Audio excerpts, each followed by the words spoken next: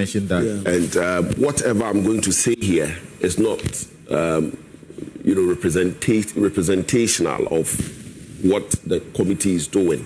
It's my personal view. It may be moderated subsequently by engagement at that level. So I wanted to put it on record. That's fair. Even before the MPP came to office, I'd spoken to Prof, if Prof recalls. I thought that there was a need for constitutional review. But I'm a bit conservative, and my views are quite moderated, if I would say by experience and some interactions that I've had in the system. I am of the personal view that a constitution is a legal framework which must be grown through judicial interpretation and legislation. And amendment should be sparingly done. And so if there's going to be an amendment, it must have been occasioned by a major event.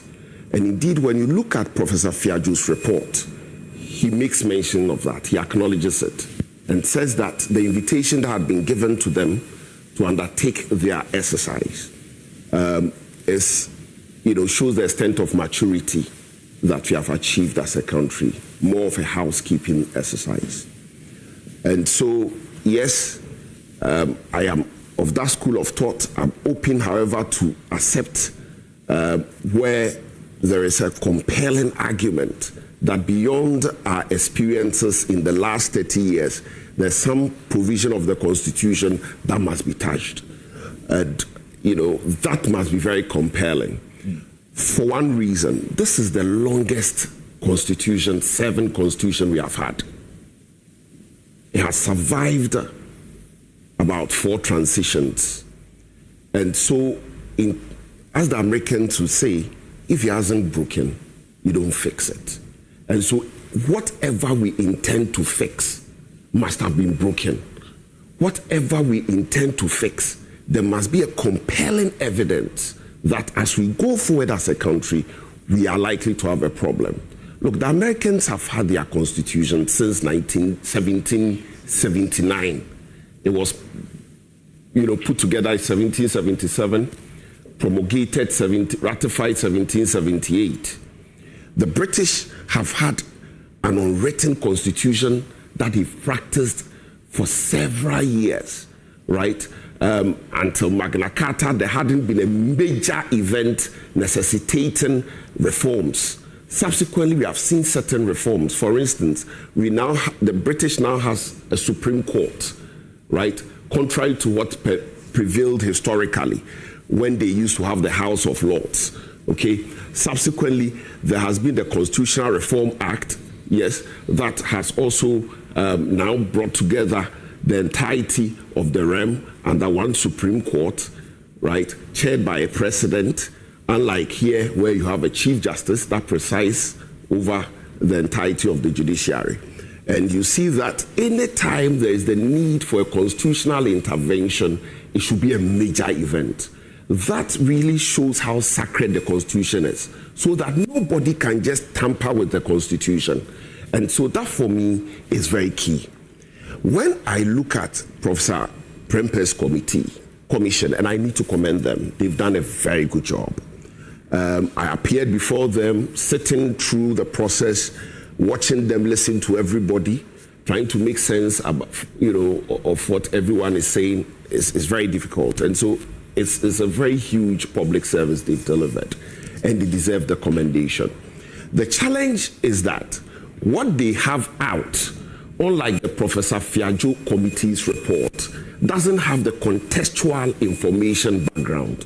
And so you don't know what informed a particular proposition as compared to Professor Fiajo.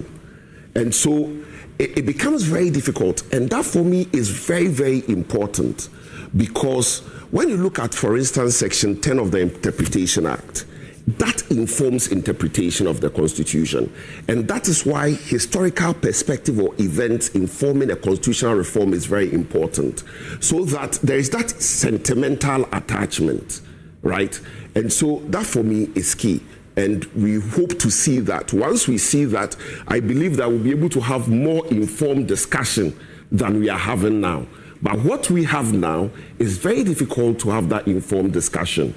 What we have now, to be able to give an informed analysis of it, you have to do a comparative analysis between what they have given us and the Professor Fiajo Committee's report and raise questions. For instance, when you look at the Professor Fiajo Commission's report on the age, on the tenure of the president, they did a historical analysis of where the 4 years came from.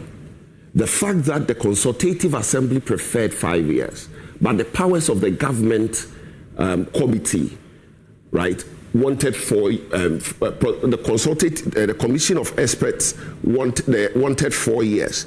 The powers of government committee wanted 5 years, but upon a careful evaluation, they decided on the 5 years. The fundamental question, 4 years. The fundamental question is, what mischief are we seeking to cure with that extension or proposed extension? The mischief, for me, very respectfully, I got that from Professor Prempe's engagement with Kweku Asante, which is about giving the president sufficient time to finish with his work. Brilliant.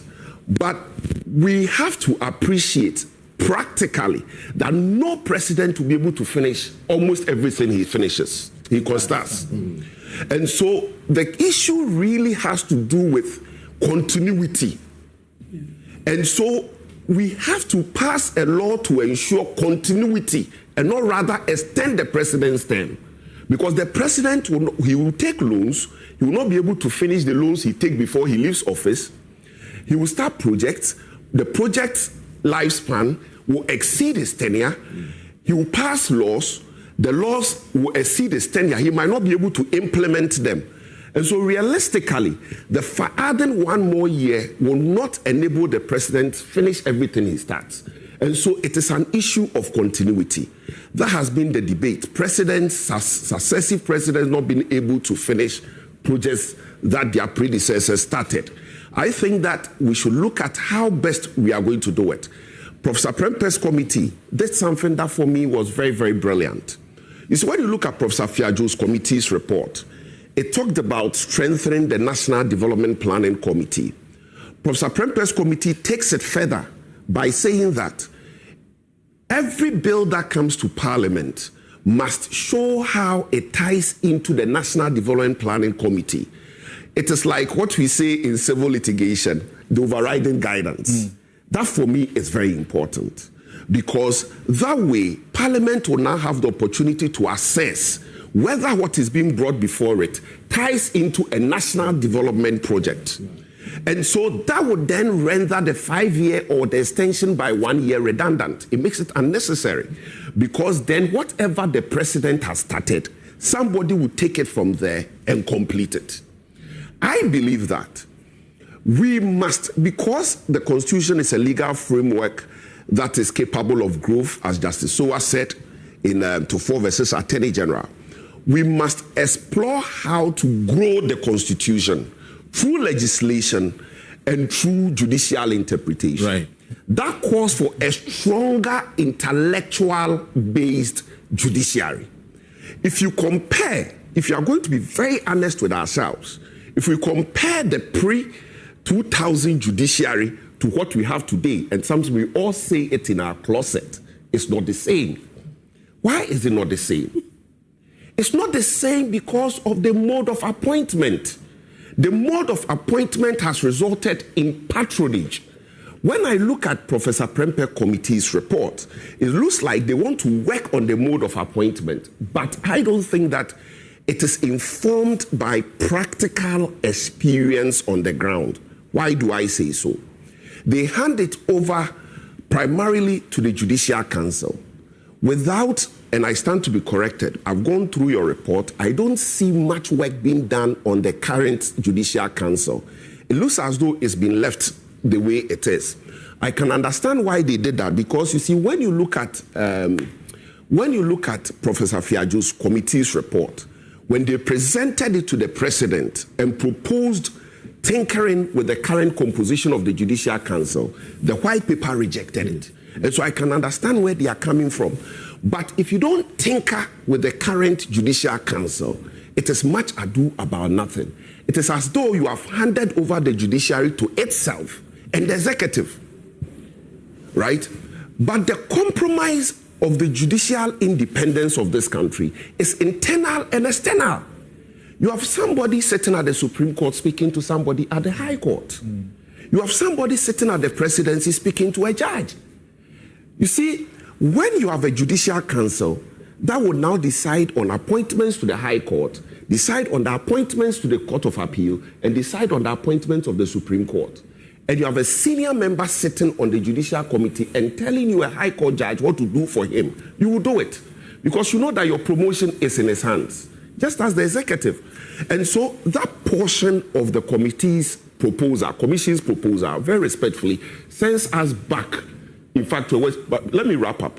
When you look at the Commonwealth, when you look at what is evolving in the common law jurisdiction, take Canada, take even the United Kingdom, right? They set up a search committee, which is the equivalent of what the University Council does when they are looking for a vice chancellor. They set up in Kenya, Prof's favorite jurisdiction. They set up a search committee, and that search committee will interview applicants, scrutinize them, and decide who is fitting for the job. And so that current proposal doesn't solve the problem we face. Right. Thank you very much. So